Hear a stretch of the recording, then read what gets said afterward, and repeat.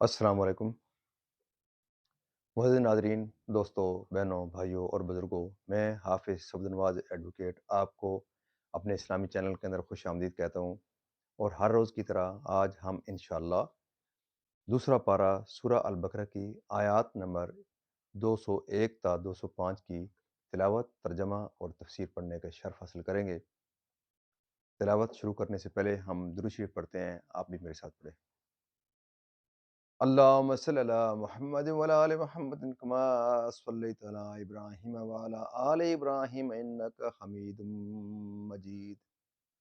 اللهم بارك على محمد وعلى آل محمد كما باركت على إبراهيم وعلى آل إبراهيم إنك حميد مجيد. أما بعد فأعوذ بالله من الشيطان الرجيم. بسم الله الرحمن الرحيم. أولئك لهم نصيب مما كسبوا والله سريع الحساب. واذكروا الله في أيام معدودات فمن تعجل في يومين فلا إثم عليه ومن تأخر فلا إثم عليه لمن اتقى واتقوا الله واعلموا أنكم إليه تحشرون. ومن الناس من يعجبك قوله في الحياة الدنيا ويشهد الله على ما في قلبه وهو ألد الخصام. وإذا تولى سعى في الأرض ليفسد فيها ويهلك الحرث والنسل والله لا يحب الفساد. وإذا قيل له اتق الله أخذته بالاسم فحسبه جہنم وبئس المہاد. صدق اللہ العظیم ولا بئس المہاد. صدق اللہ العظیم.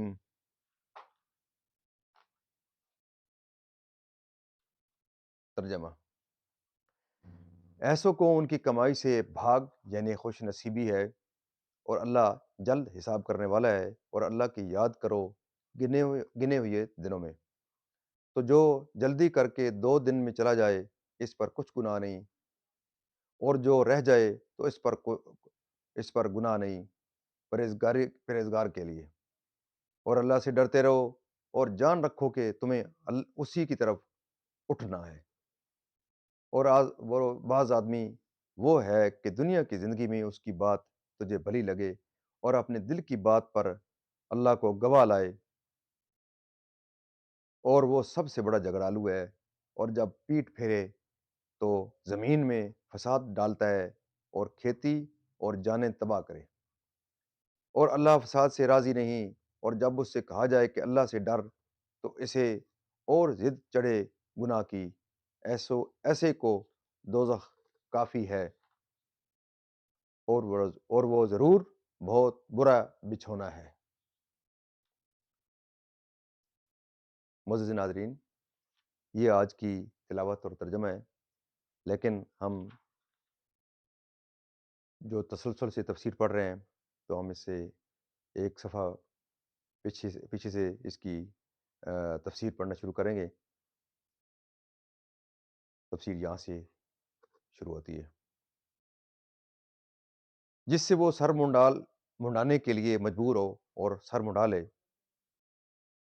3 دن کے 6 مسکینوں کا کھانا ہر مسکین کے لیے 2.25 سیر گیہوں یعنی تمتع کرے.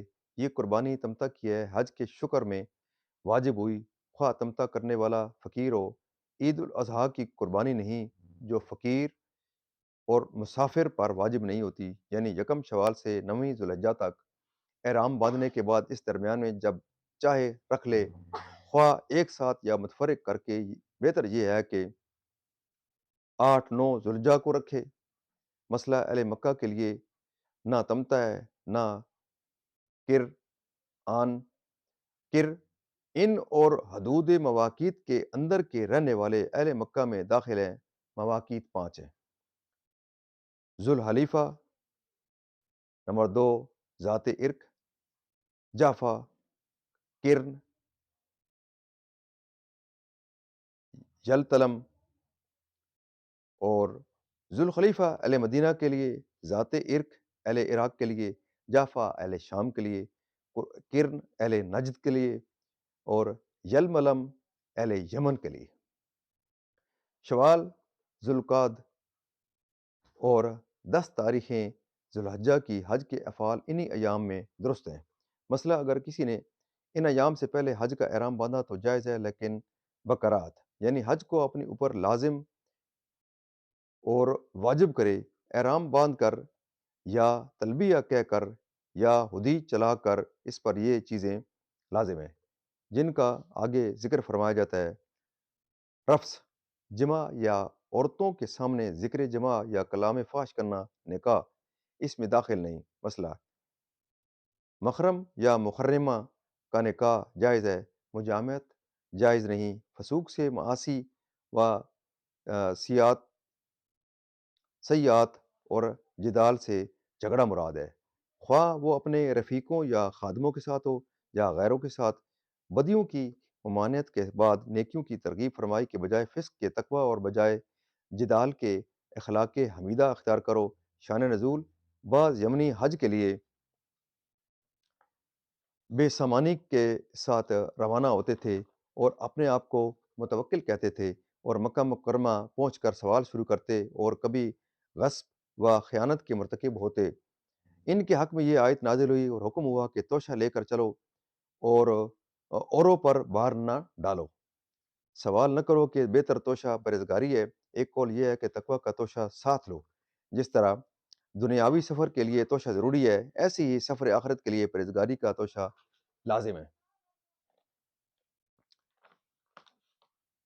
بعد زوال امام 2 خطبے پڑھے، یہاں حاجی ظہر اور عصر کی نماز امام کے ساتھ ظہر کے وقت میں جمع کر کے پڑھے، اور ان دونوں نمازوں کے لیے اذان ایک ہوگی اور تکبیر 2، اور دونوں نمازوں کے درمیان سنت ظہر کے سوا کوئی نفل نہ پڑھا جائے۔ اس جمع کے لیے امام اعظم ضروری ہے۔ اگر امام اعظم نہ ہو یا گمراہ بد مذہب ہو تو ہر ایک نماز علیحدہ اپنے اپنے وقت میں پڑھی جائے، اور عرفات میں غروب تک ٹھہرے، پھر مزدلفہ کی طرف لوٹے اور جبل قضا کے قریب اترے۔ مزدلفہ میں مغرب اور عشاء کی نمازیں جمع کر کے عشاء کے وقت پڑھے، اور فجر کی نماز خوب اول وقت اندھیرے میں پڑھے۔ وادی مخصر مخصر کے سوا تمام مزدلفہ و